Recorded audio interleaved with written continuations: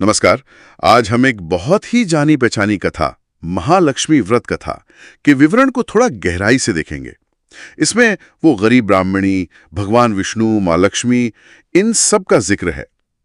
कहानी शायद सुनी हो, पर आज हम इसके संदेश और परंपरा पर थोड़ी और बात करेंगे। जी बिल्कुल। ये जो पौराणिक कथाएं होती हैं, खासकर व्रत त्योहारों से जुड़ी हुई, ये असल में उन परंपराओं की नींव होती हैं, कह सकते हैं। ये सिर्फ कहानियां नहीं हैं, बल्कि आस्था, कर्म और उसके फल के बीच का जो रिश्ता है, उसे दर्शाती हैं। हाँ, सही कहा। तो ये कहानी, जैसा कि पता है, एक गांव की गरीब ब्राह्मणी से शुरू होती है। वो भगवान विष्णु की बहुत बड़ी भक्त थी। जी, और उसकी भक्ति से प्रसन्न होकर कहते हैं कि भगवान विष्णु ने उसे दर्शन दिए और उसे वरदान मांगने को कहा। अब यहाँ बात दिलचस्प होती है। वो धन दौलत नहीं मांगती। नहीं, वो कहती है कि माँ लक्ष्मी उसके घर में वास करें।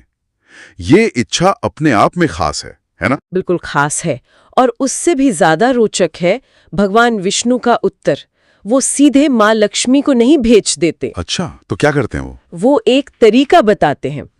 वो कहते हैं कि पास के मंदिर में एक स्त्री आती है जो उपले थापती है, मतलब गोबर के कंडे बनाती है। हाँ, उपले। विष्णु जी कहते हैं कि वही माँ लक्ष्मी है, तुम उन्हें अपने घर आने का न्योता दो। ओहो, मतलब भगवान ने सीधा समाधान नहीं दिया, बल्कि भक्त को एक तरह से इशारा किया। हाँ। इशारा किया और शायद भक्त की श्रद्धा और समझ की परीक्षा भी ली। क्या वो साधारण दिखने वाली स्त्री में देवी को पहचान पाएगी?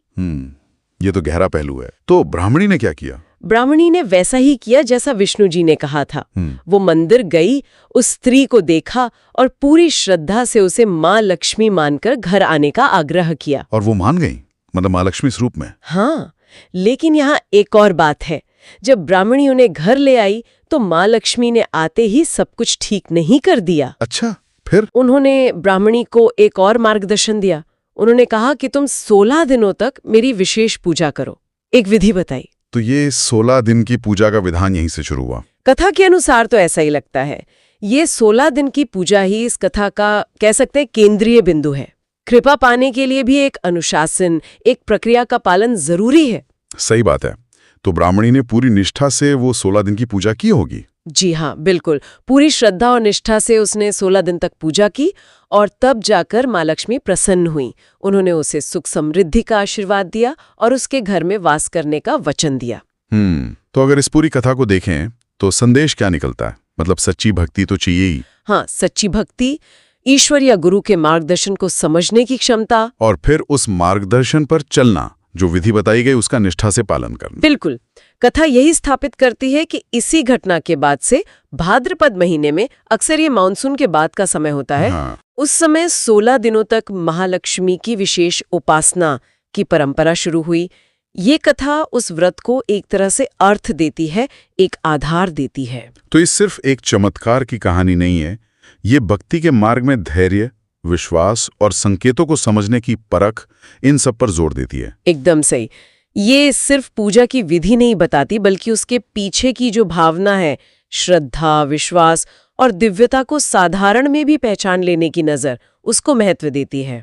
हाँ, वो उपले थापने वाली स्त्री वाली बात बहुत सोचने पर मजबूर करती है। जी, और यही हमें आज के संदर्भ में सोचने का एक बिंदु देता है कि ये कथाएं आज भी लोगों की आस्था को, उनके पूजा पाठ को कैसे प्रभावित करती हैं। क्या लोग सिर्फ परंपरा के तौर पे इन्हें निभा रहे हैं, या इनके गहरे प्रतीकात्मक अर्थों से भी जुड़ते हैं? और ये भी कि दिव्यता का इतने साधारण, इतने मानवीय रूप में प्रकट होना। हाँ, ये ईश्वर या दिव्यता की हमारी बनी बनाई छवियों को चुनौती देता है ना? ये सोचने वाली बात है कि हम दिव्यता को कहाँ और कैसे खोजते हैं। बिल्कुल, इस पे विचार करना चाहिए।